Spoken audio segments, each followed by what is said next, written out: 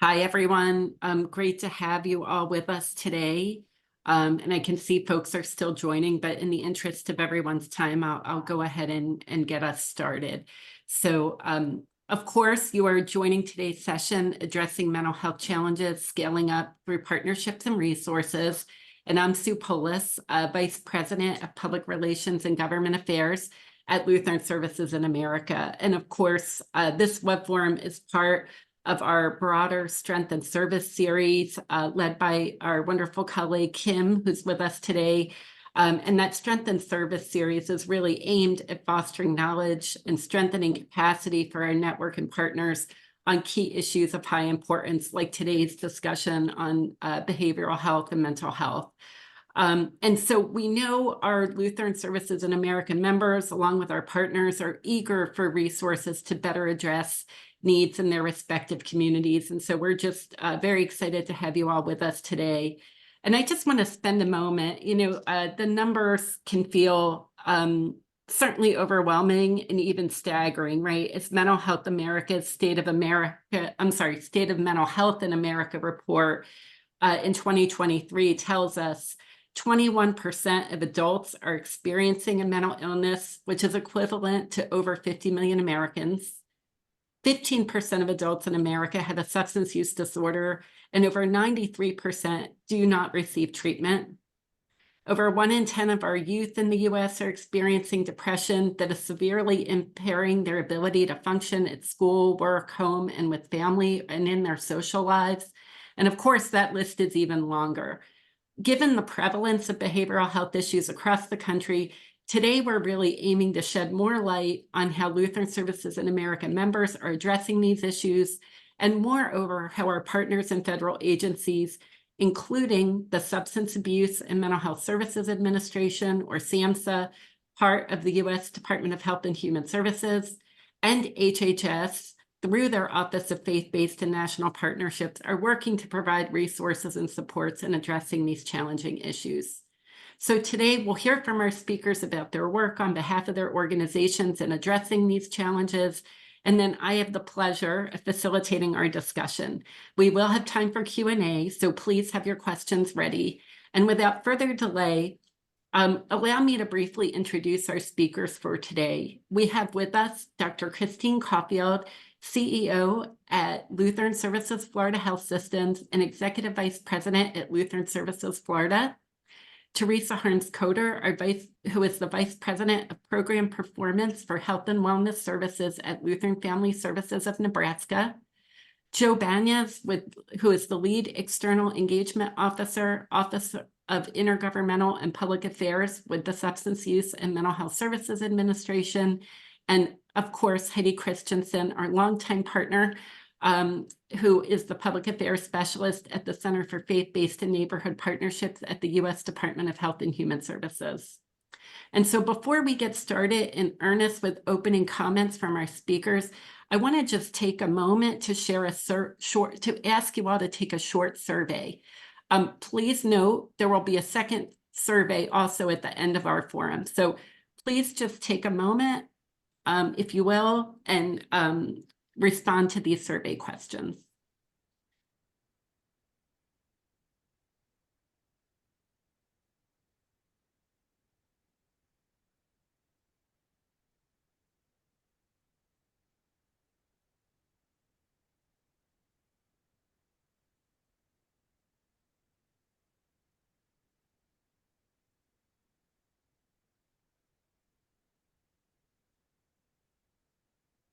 Okay.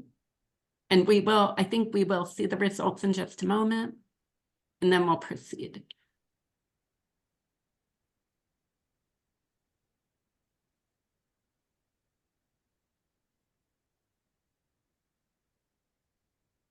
Okay, so you can see we had 3 questions. The first one, how well do you understand the work of Lutheran Services in America in addressing behavioral health, mental health issues and challenges?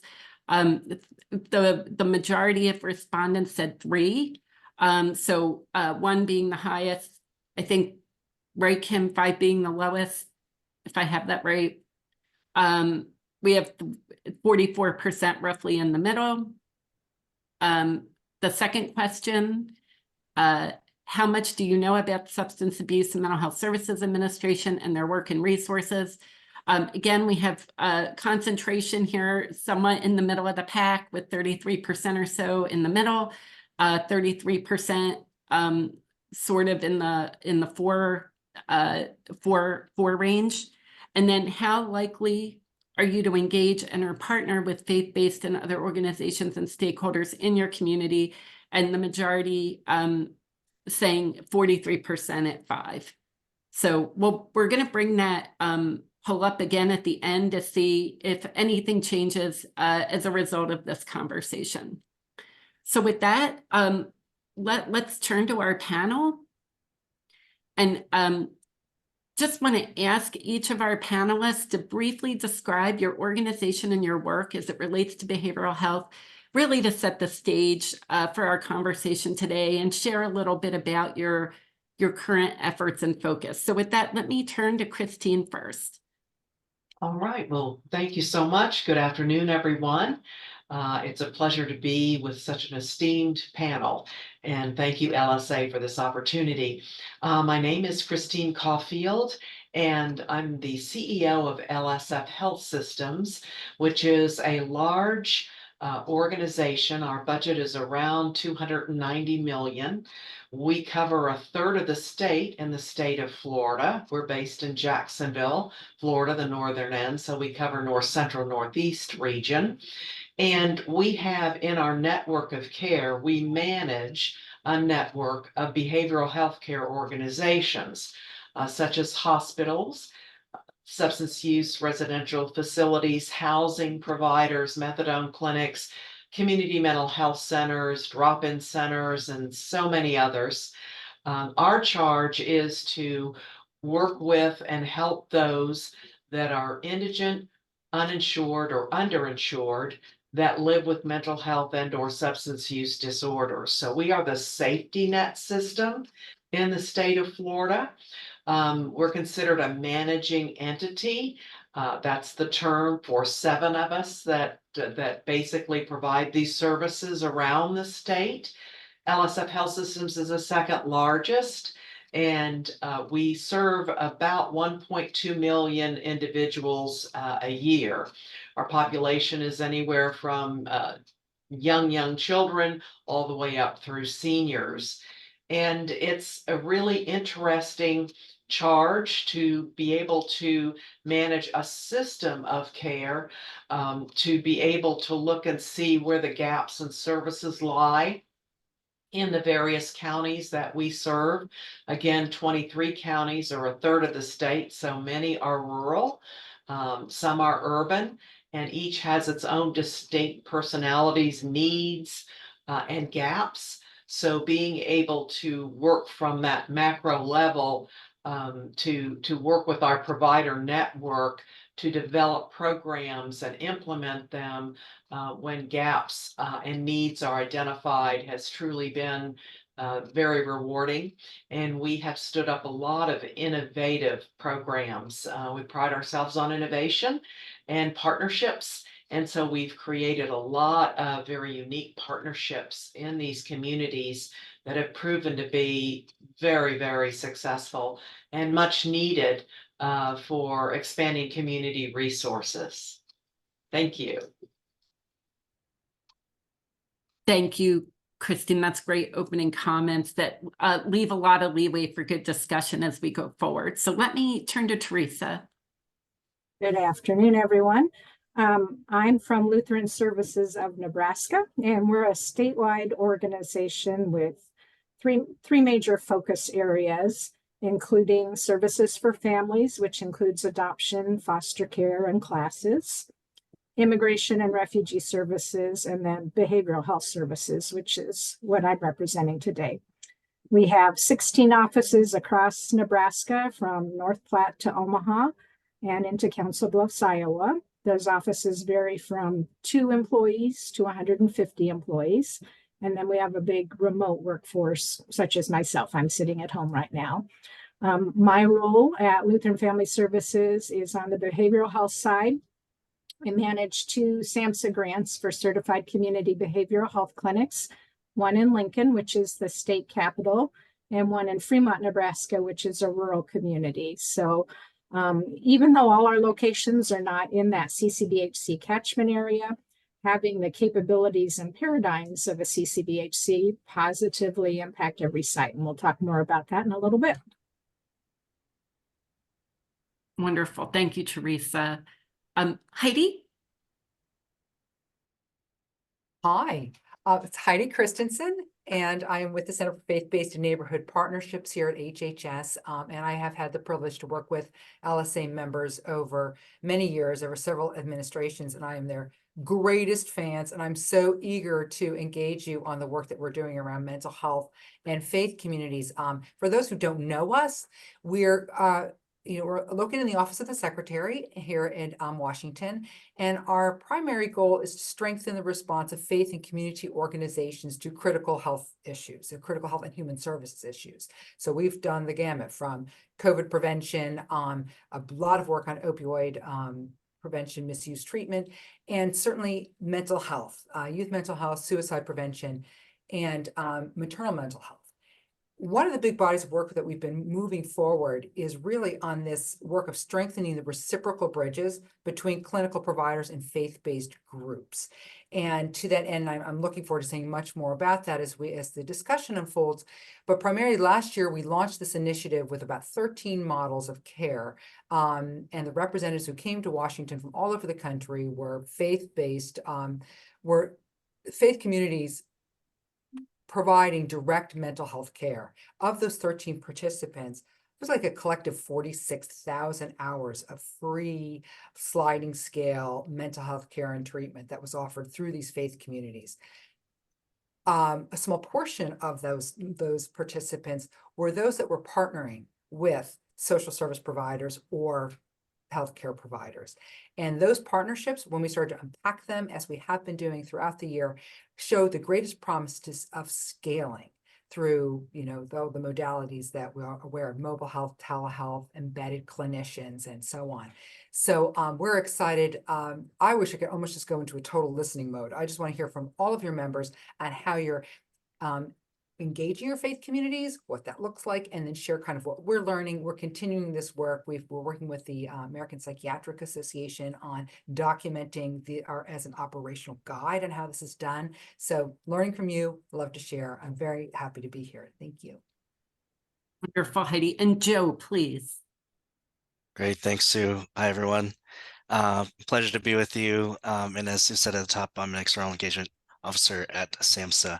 I really appreciate the survey because it told me everyone knows something about SAMHSA, but there's more that I could share to help you learn more. So I really look forward to that in this discussion.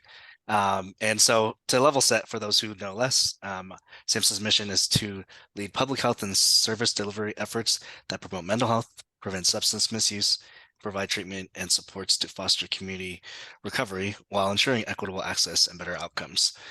We have a strategic plan that is our roadmap to carry out our mission and vision over the next several years. And I just want to let you know those 5 priority areas for us, which include preventing substance use and overdose, enhancing access to suicide prevention and mental health services, promoting resilience and emotional health for children, youth, and their families, integrating behavioral health and physical health care, and strengthening the behavioral health workforce.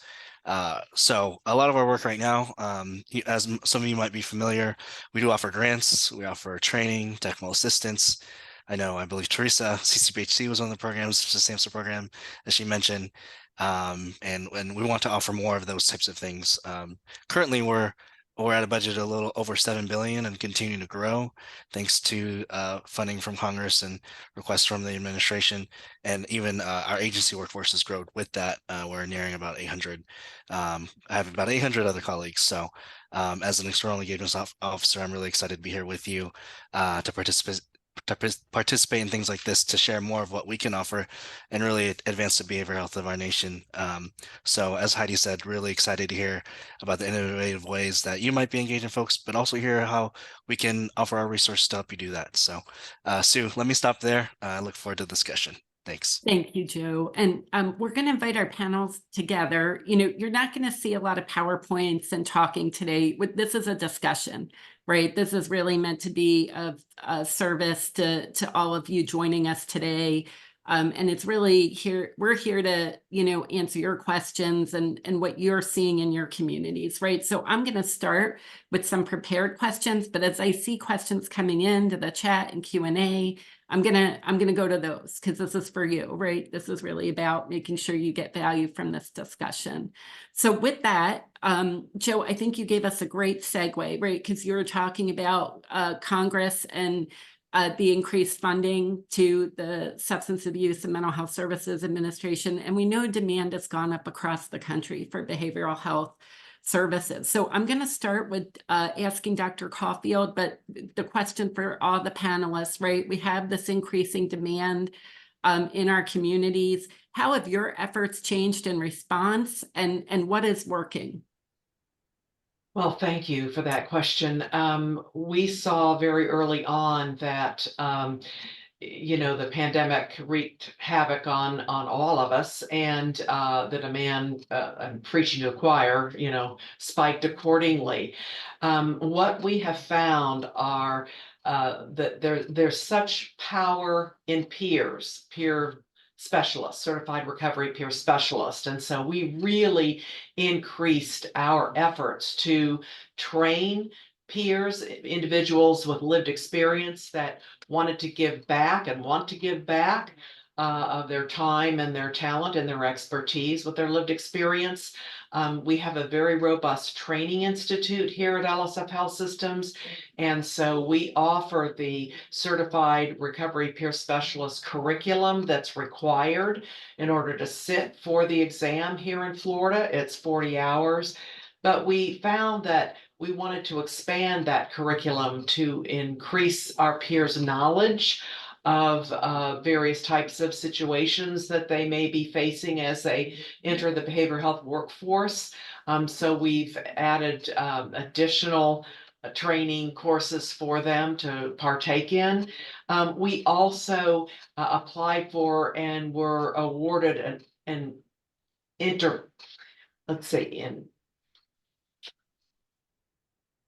oh my goodness, it's going to come to me. But anyway, it's basically to allow our peers to be placed within our network of 100 provider organizations to be able to learn as they acquire those 500 hours that they need to sit for the exam, and to really be able to have this apprenticeship. That's the word I was trying to find, an apprenticeship for them as well. So really strengthened our peer network because it was fairly recent that Florida began to reimburse for peer services, and then our providers were like, where are these peers? And we want to bring them into our fold, but where are they? So so far we've trained over 350 certified recovery peer specialists. So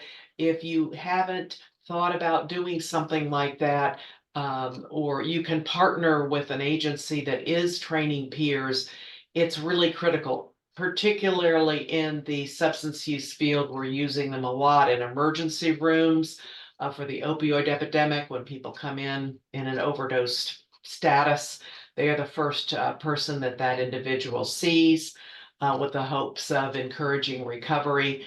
So that's one of the efforts that we did to be able to expand the workforce shortage issue in the behavioral health care field, as well as bring these individuals with lived experience to the forefront, because they really are linchpins in the treatment milieu. Wonderful. Thank you for sharing that, Dr. Caulfield. And Teresa, let's hear from you. Your model, right? You talked a little bit about being a certified behavioral health clinic. Could you share a little bit more about what that means and what that looks like and what's working? Yeah.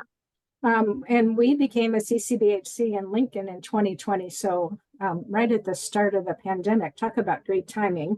But the good thing, what I love about the model is it's driven by what the need is in your community. So our CCBHC in Lincoln looks a little different from it than it does in Fremont. It's focused on providing services regardless of ability to pay. And what's really important, quick appointment time. So not being put on a 6-week waiting list if you need behavioral health services. So we do a lot of community outreach. It also focuses on the whole person needs, so physical health as well as behavioral health.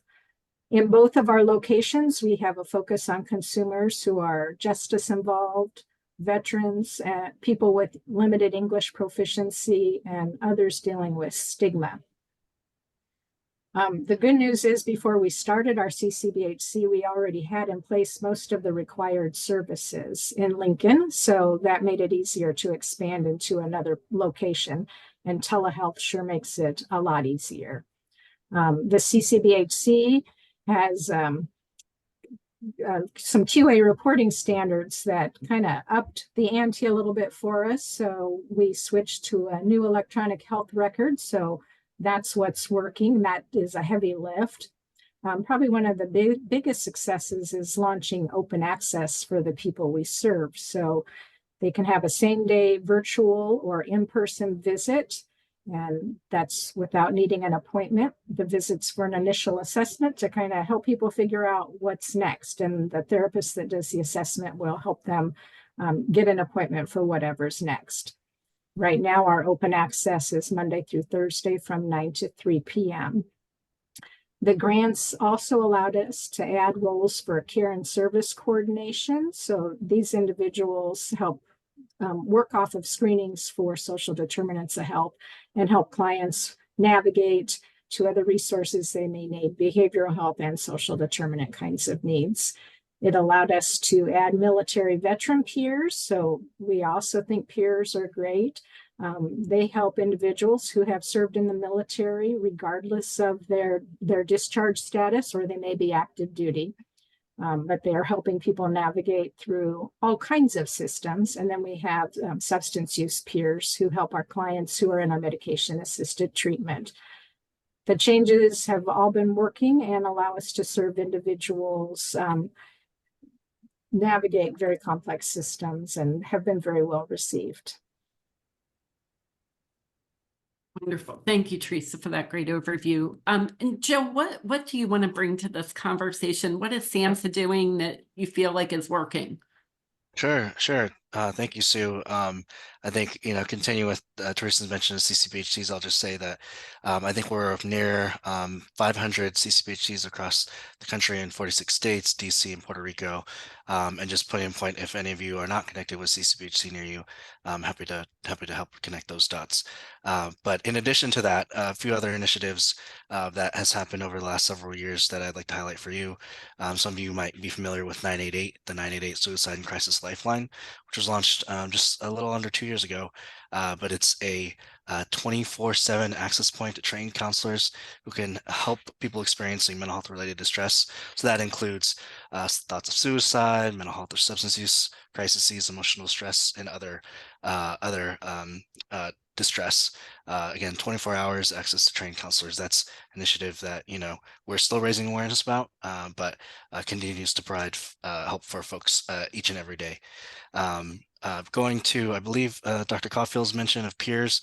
I did want to mention that we have a newly established, maybe in the last 2 years, Office of Recovery, which is really meant to advance the recovery of the nation, full of individuals in recovery themselves.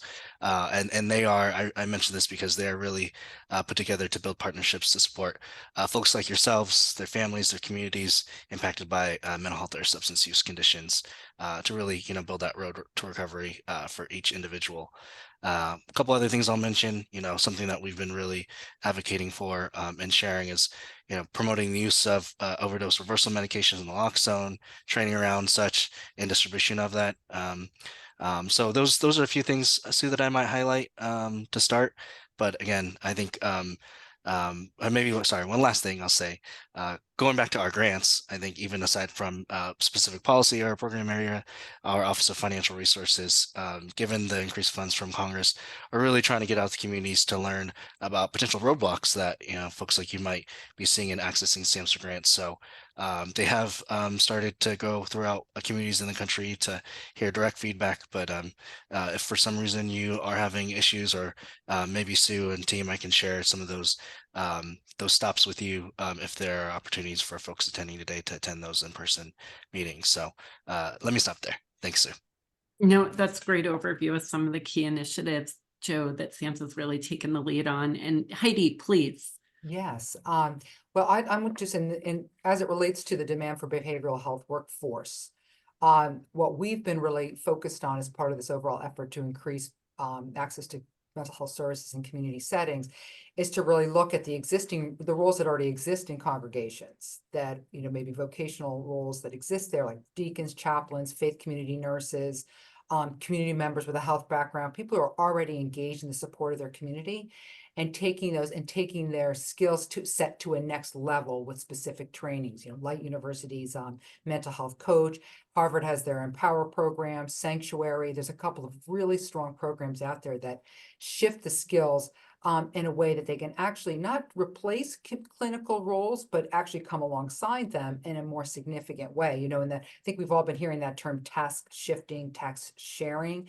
So it's part of and I know SAMHSA is driving the community initiated care model that's really based on that kind of lifting up skills of roles that already exist in congregations to step in and really implement evidence-based practices. They can help fellow congregants gain and maintain stability, manage difficult symptoms, participate in prevention efforts, with implementing evidence-based screening programs, warm handoffs to their clinical partners. So we're excited about that. We actually hosted a webinar last week with the HEB Foundation in Texas that is working on a 9-pilot study that is actually looking at the behavior activation, the interventions that faith communities can perform if trained with the proper skills and techniques, and actually walk with patients in a way that mirror interventions that might be coded in an actual reimbursement plan in the continuum of care. So we're excited in watching that, but we think that is a significant area, and have partners and models and practice that have demonstrated that that's been very, very helpful. Wonderful. This has already been so rich, right? With just what folks are sharing about, some of the more recent things that you're working through and trying. And we have a question in the chat, so I'm going to defer to our participants and take those as they come in. I hope that's okay. So, Levon, you're asking about what this looks like, what everyone is focusing on for people that are aging. And I think we've heard this from other members, whether they're housing providers or providing other kinds of services where we have seniors and older adults. Any particular thoughts from the panel about what that looks like in your communities, or things that you may be aware of? That's a great question. I can offer what we've recently done. We've implemented a very innovative program to serve seniors. Here in Florida, it is not allowed to Baker Act or involuntarily place a senior who may be experiencing dementia. And certainly that's a very good law, because they don't belong in a crisis stabilization unit with that kind of issue. What we found in one of our counties is that a lot of times law enforcement were being called out to deal with an individual that perhaps was starting the dementing process, that was presenting with psychiatric sequelae, and maybe battering the spouse, et cetera. And they were baffled as to what are they supposed to do with these individuals. So we set up a program. It's called a Senior Co-Responder Program, where we have clinicians responding to these types of calls with the EMS, with emergency medical services. And so the calls are coded. And when they receive these types of calls, whether it be from a distraught family member, a nursing home, an emergency room, etc., this team responds and wraps their arms around not only the individual to get them the care in the community that they need, whether it be a neurologist, a neuropsychologist for an evaluation to determine what is causing this issue. And not only do they make sure that the individual is plugged in for medical services, psychiatric services, but they also work with the family that is often very confused and dismayed and distraught around their loved one's behavior and recent changes. So it's been wildly successful.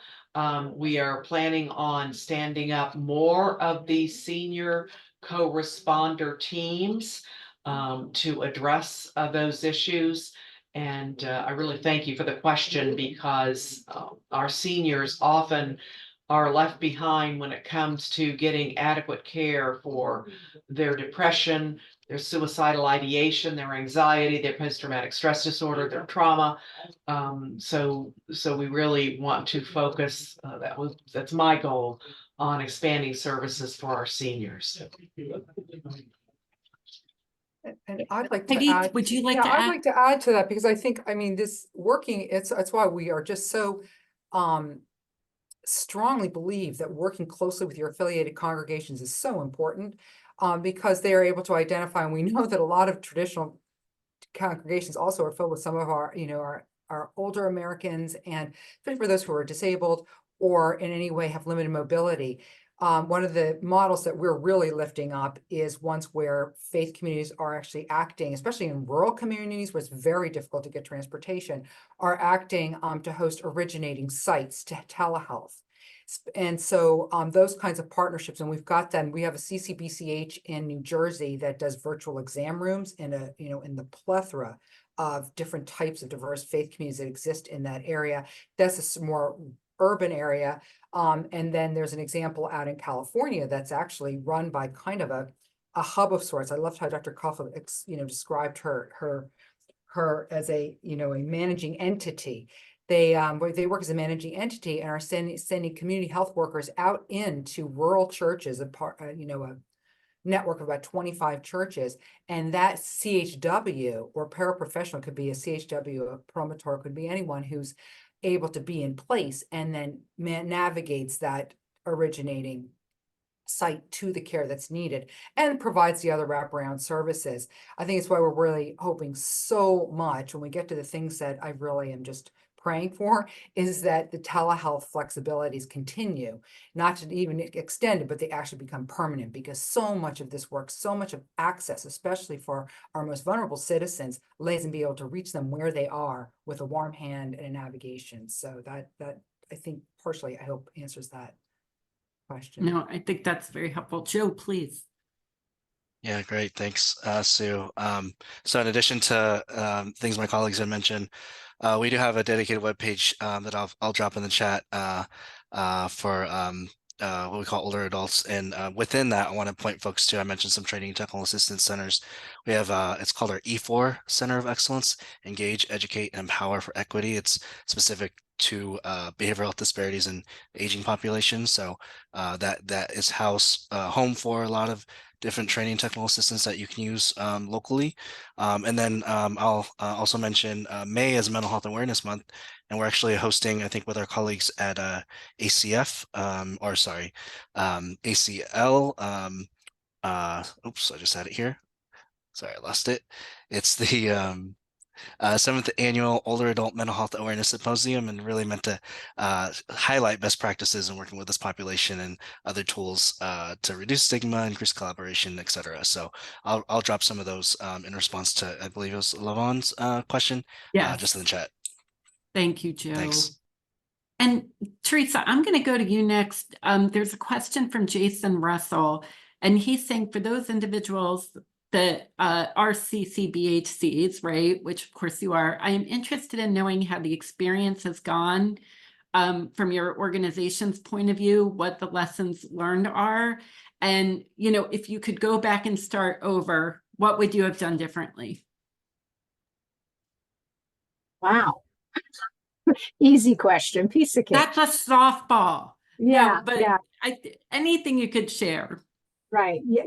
I'll say I came in midstream. So I started, we already had one CCBHC up and going, and I started with our Fremont site and inherited the existing. So I kind of have the outsider view, which is helpful.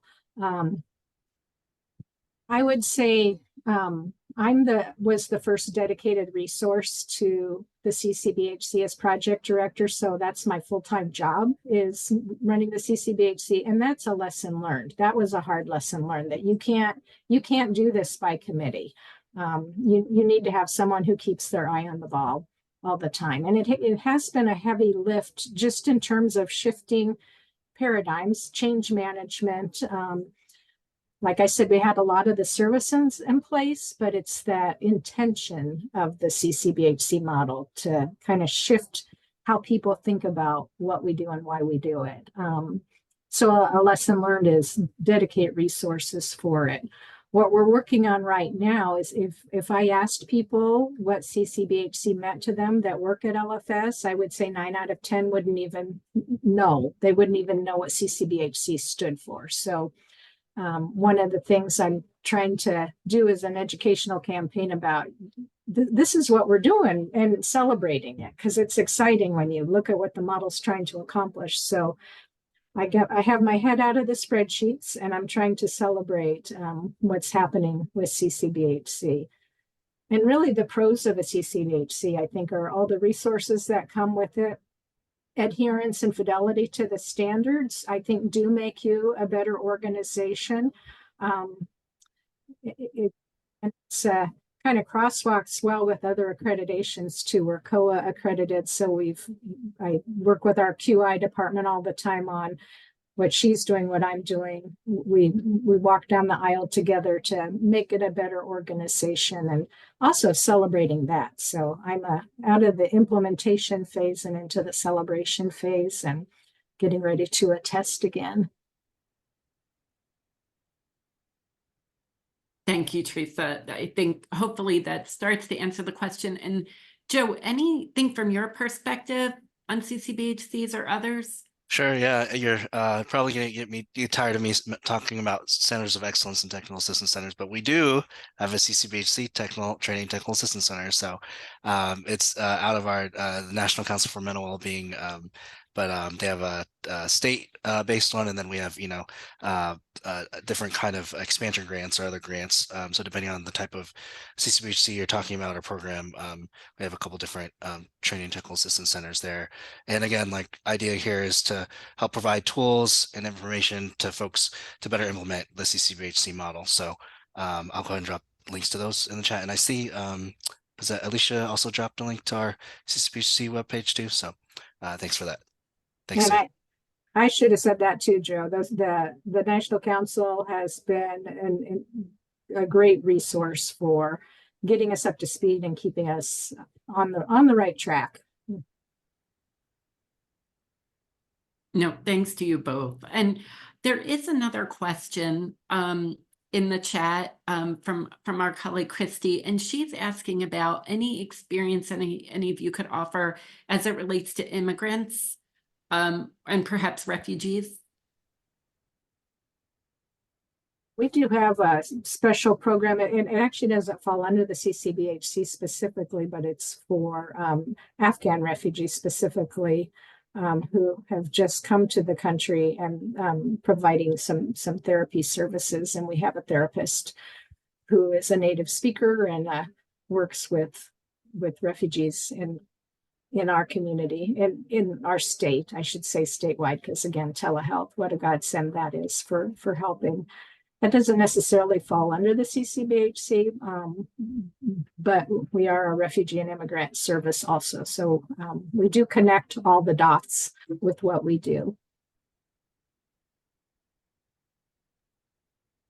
Any others on that question? At LSF Health Systems, as the safety net system, we don't turn anyone away that comes to us with behavioral health care needs. So we don't ask for papers or documentation of immigration status. So we're pleased and proud to do that. And also my parent company, which is Lutheran Services of Florida, has a very big immigration division. And we also house unaccompanied minors, immigrant children.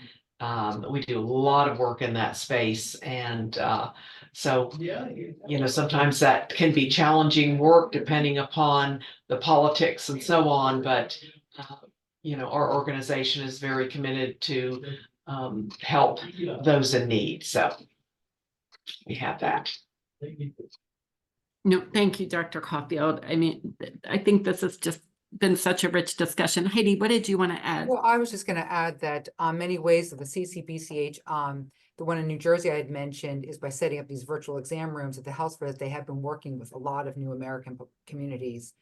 And then also because it's a demonstration program, so it's got a little bit more oomph behind its ability to compensate community-based partners. They're able to really work with a lot of these agencies and, act as that hub and spoke. And hopefully all the CCBCHs at some point will have that, that strength and backbone in the state. But we also have, there's another CCBCH that's on an expansion grant in Detroit, and they use mobile health. They use their funds to apply them to mobile health units, and they work with congregations in identifying people who may be on or off the grid and attending to them through this mobile health unit. Heidi, if folks want to stay abreast of these things that are right, you said a demonstration, things that are being tried or Right. tested. How would folks stay abreast of things like that? I think so the best thing is both Joe and Teresa had mentioned it. So going to the National Council of Wellbeing has their, that landing page on CCBCHs, and they've got a directory of who's who. So if you go to their directories, it'll say if they're a state demonstration project or if they're an expansion grantee, and if so, how many years. And you'll find that if you follow anyone who's doing a demonstration, you're going to find some really exciting work because they just have more flexibility. It's very hard. I mean, I'm really amazed at what the current awardees are doing it's $1 million typically a year for several years.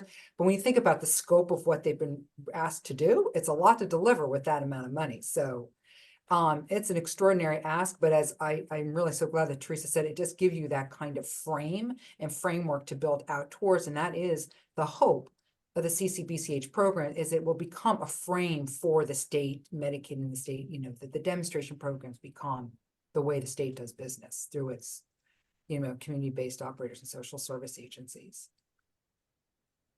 Wonderful. And I don't see additional questions in the chat. So if I'm wrong, please, someone let me know. But I'll go back to some of our prepared questions and just ask you to reflect on key partnerships. Who's been fundamental to your work? Some of you already addressed this in terms of how you expanded, right? One model, peer recovery specialist.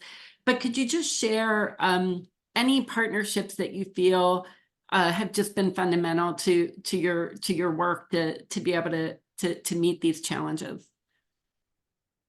Dr. Caulfield, do you want to go first? Sure. Yeah. So I want to piggyback on the wonderful comments around faith-based communities. We, again, in our network of care, have a lot of rural communities as well as urban. And we, as we're doing our evaluation and needs assessment of all of the counties that we serve, we certainly are painfully aware that, historically our rural communities have been fairly underserved. And so we got our heads together and said, how can we uplift our rural communities? How can we increase service delivery, et cetera? And so we initiated an initiative called Uplift Communities, and it's faith-based. And basically, the goal is to have all of the faith-based leaders in that particular rural community as well as other key stakeholders in that community, sheriffs, school superintendents, law enforcement, judicial folks, et cetera, to come to the table, the counties, the city, and join us in this faith-based initiative. And basically, what we do is, one of the goals is to train our faith-based leaders on things such as mental health first aid, how to recognize depression, what is addiction, what are the causes, the symptoms, etc. And really train them, because what we've heard from them is we feel helpless oftentimes. We're not trained in behavioral health care when we go through our training. And so we're hungry to be able to help our parishioners, but we really don't know how. And so that's the interaction that we're allowed to have, is help training and uplifting them to be able to uplift their congregation.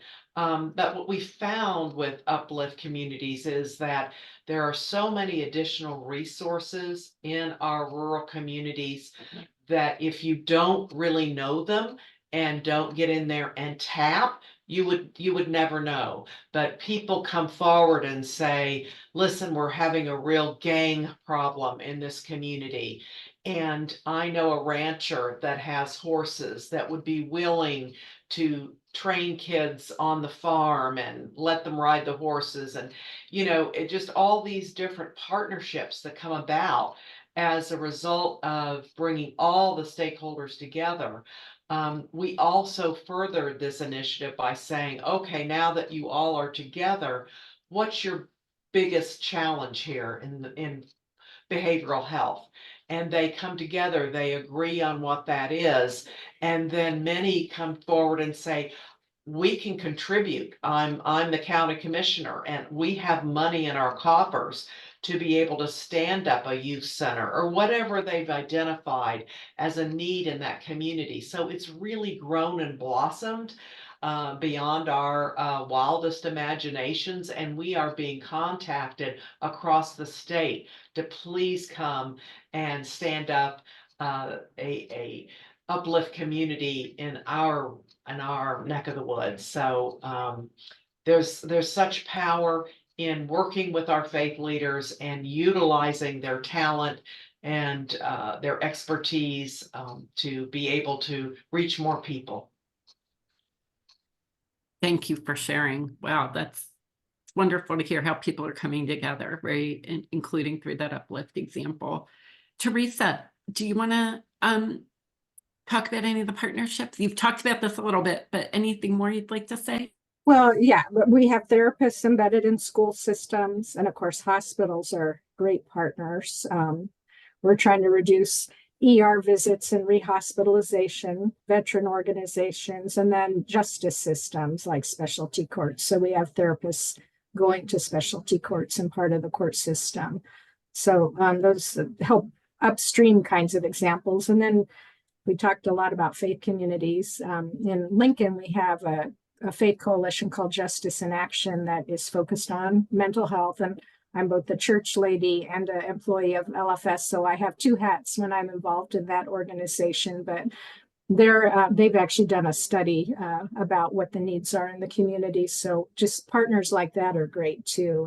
They provided a valuable needs assessment that we didn't even ask for, but here it is.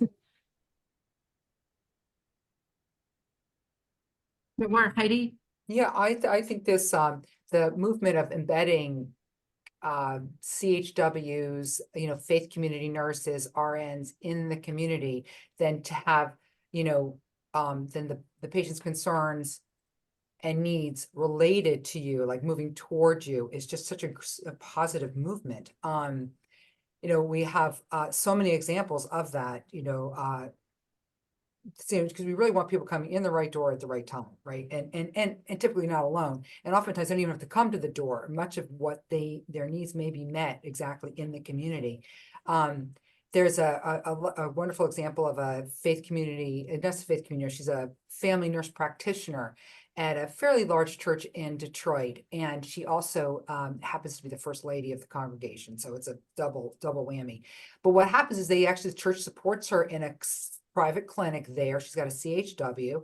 Folks come to her. She assesses. She may be able to provide some basic services, some on-site counseling, but her real goal is to do a warm handoff. And they have a dedicated partnership with the Detroit Wayne integrated care network. So it's that direct delivery. And then she is aware when they're coming back to the community. And I mean, I couldn't strengthen that enough about that bi-directional process, because so much of mental health awareness and recovery from addiction is lived out in the community. And so that idea is like, how are we building the community, not only to refer well, but also to hold those folks when they come back and are helping them maintain sobriety, manage, a mental health condition, getting back to work, trying to find the narrative that actually holds their life together. And that's where the communities really come in. And it is a lift to get sometimes these communities up to speed, but a lot of that can simply, like, it's the simplest thing is to kind of lend someone to be in that community and be a direct relationship with you and your entity. So would love to hear about anyone who's on the call today who's actually doing that or thinking about that, because it all depends on what are the clinical assets in your community and what are the congregational assets, and kind of like knitting that together to find the best way to weave that partnership. And it'll depend, but it's exciting. Yeah, and I'll just say, of course, Lutheran Services America is one of those key partners. But folks like y'all, I think as Heidi was getting to, we're really trying to meet people where they are. And part of that, I'll share, we hired Lisa Carr. Some might know her name. She worked for LSA, I think 1999 to 2010, but she's on board, and we're really trying to reach out to leaders like many of you on this call, to engage and share our resources. I think we're so far engaging over 140 faith leaders in Christian, Jewish, Muslim, Hindu, Buddhist, Sikh communities, just to make sure everyone knows about our resources. So I'll go ahead and plug for her. She did start a new faith-based and community newsletter that goes out about a month at a time. So I'll share how to subscribe to that. We just revamped our faith and community engagement website, so I want to make sure you'll have access to that. And then since we have reach across the country, we also have 10 regional offices who are building up their own staff that also want to partner with faith-based organizations like yours. So I'm happy to share contacts there as well. Thanks, Sue.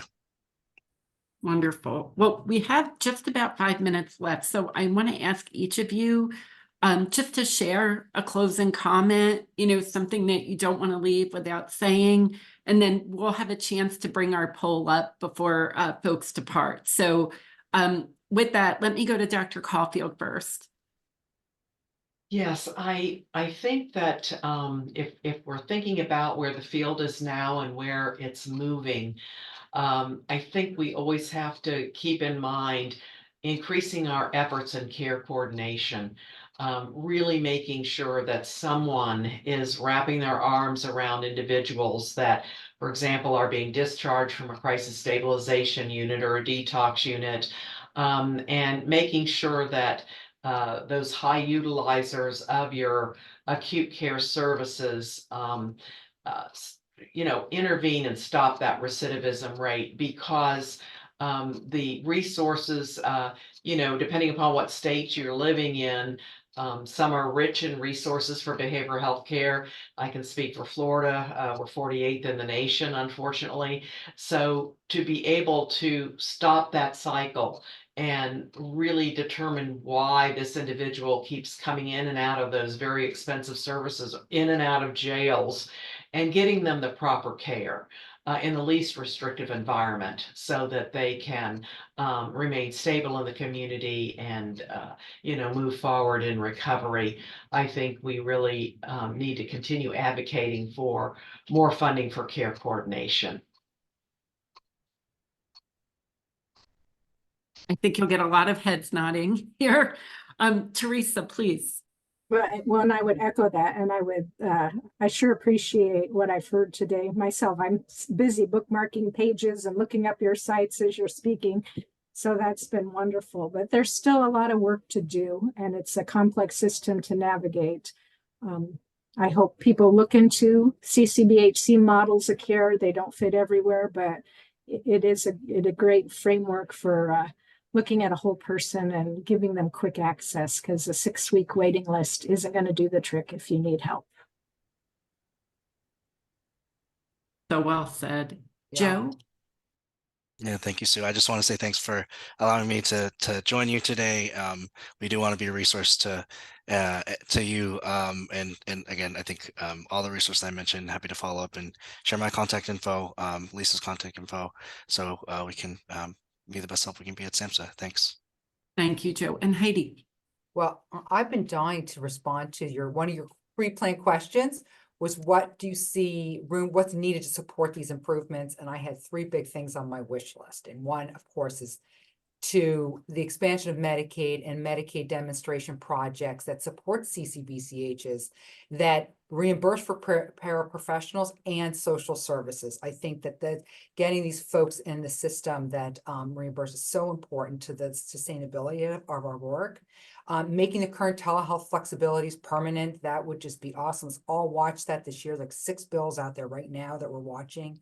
And continued funding that supports mobile health delivery through HRSA. I mean, that's a big piece. That mobile health has just increased so much over the last 4 or 5 years. And so we'd love to see that continue to build. So I also want to, we also send out a newsletter. If you're not on my list, I tend to do a focus on grants that are really kind of interested in, who'll be interested in folks like you who are leading provider organizations.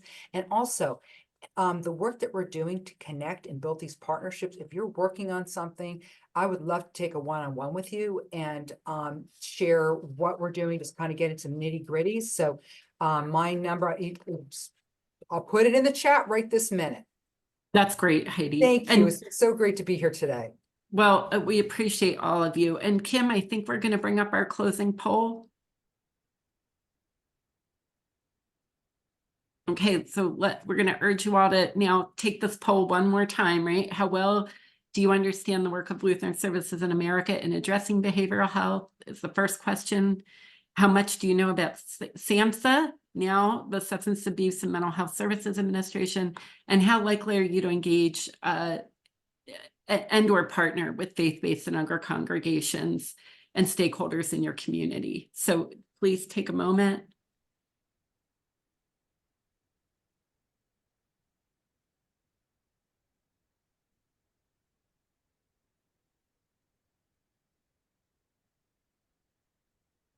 And we're going to bring up the result.